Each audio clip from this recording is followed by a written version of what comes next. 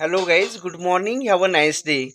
This is Bashweshwar Kadgaonkar and you all of watching my YouTube channel Speak English with BK. Friends, how are you?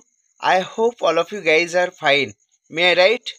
Friends, we all of know coming soon Shiv Jayanti and a speech on Shiv Jayanti and performing my granddaughter Miss Shraddha Sanjay Hatte. A speech on the great hero that is Shivaji Maharaj. Okay, so let's start.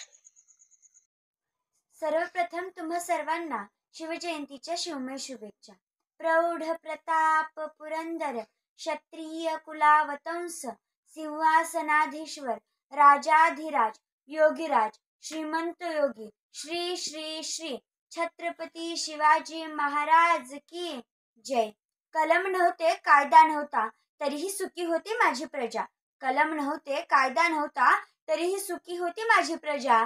कारण सिंहासनावर होता माझा शिव छत्रपती राजा. कारण सिंहासनावर होता माझा शिव छत्रपती राजा. छत्रपती शिवाजी महाराजांची जयंती म्हटलं की आपल्या मनामध्ये अनेक विचार येतात. पण छत्रपती शिवाजी महाराजांची जयंती नेमकी साजरी करायची का, हा प्रश्न देखील आपल्या मनामध्ये उद्भवला असेलच. छत्रपती शिवाजी महाराज हे एका जातीचे किंवा धर्माचे नव्हते. छत्रपती शिवाजी महाराजांची जयंती म्हटलं की फक्त मराठा समाज साजरा करतो. हेच तर सगळ्यात मोठं दुर्दैव आहे आपल्या देशात. एका जातीचे किंवा धर्माचे नसतात. का वाटतं आपल्याला असं? याचा विचार आपण करायला नको का? याचा विचार आपण करायलाच हवा. कारण ज्या देशामध्ये एका भाकरीच्या तुकड्यासाठी माणूस स्वतःला विकायला तयार होता आणि त्याला विकत घेणाराही कोण नव्हता, अशा या देशामध्ये, अशा या राज्यामध्ये, अशा या राष्ट्रामध्ये माझ्या शिवरायांनी, माझ्या शिवप्रभूंनी, माझ्या शिवाजी राजांनी स्वराज्य निर्माण केले. हा इतिहास आहे माझ्या राजाचा. मग तो सुवर्णी अक्षर इतिहास अगोदर आपल्याला समजायला पाहिजे. फक्त शिवजयंती आली की शिवाजी महाराजांची प्रतिमा किंवा त्यांचा भगवा झेंडा खांद्यावर घेऊन नाचणं म्हणजे शिवजयंती नाही. छत्रपती शिवाजी महाराज ही डोक्यावर घेण्याची नाही तर डोक्याच्या आत घेण्याची गोष्ट आहे. छत्रपती शिवाजी महाराज एक राजे नव्हे, छत्रपती शिवाजी महाराज एक व्यक्ती नव्हे, तर छत्रपती शिवाजी महाराज हे सर्वोच्च तेजाचे परिमाण आहे, जे आपल्याला त्यांचे विचार आपल्या डोक्यामध्ये घ्यावे लागतील. आता नव्यानं काही शिवजयंत्या साजऱ्या झाल्या.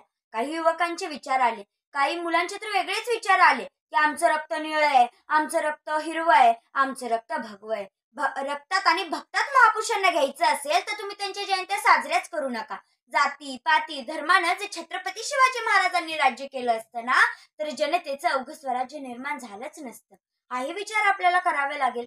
पण हा विचार आपण प्रखरपणे कधी करतच नाही, हो की नाही? कारण आपणच भरकटलो गेलो या जातीपातीमध्ये. या जातीपातीच्या घोटाळ्यामधून आपण बाहेरच येत नाही. त्यामुळे आपल्याला महापुरुष कळतच नाही. बरोबर आहे ना? शरद धनगर कवी म्हणतात की धर्मात जात आहे, जातीत जात आहे.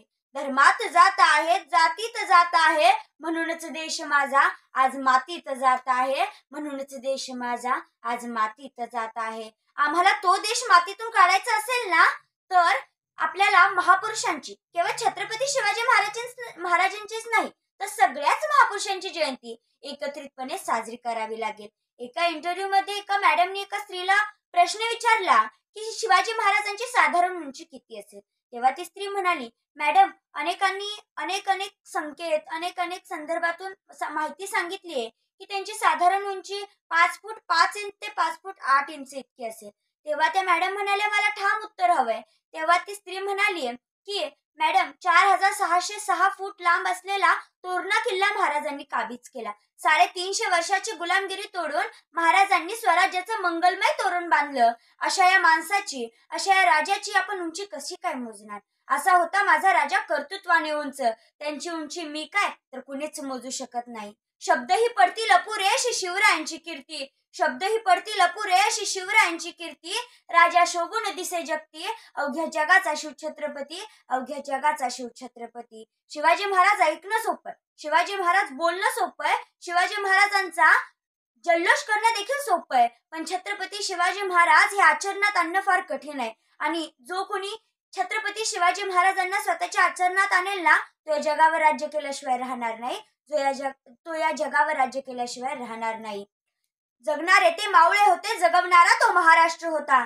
जगणारे ते मावळे होते, जगवणारा तो महाराष्ट्र होता. स्वतःच्या कुटुंबाला विसरून जनतेची मायेनं काळजी घेणारा फक्त माझा शिवबा होता, फक्त माझा शिवबा होता. अशा या थोर कीर्तिवंत महापुरुषांची एकदा जल्लोष केलाच पाहिजे. बोला छत्रपती शिवाजी महाराज की जय. एवढे बोलून मी माझे भाषण संपवते. जय हिंद, जय महाराष्ट्र. धन्यवाद.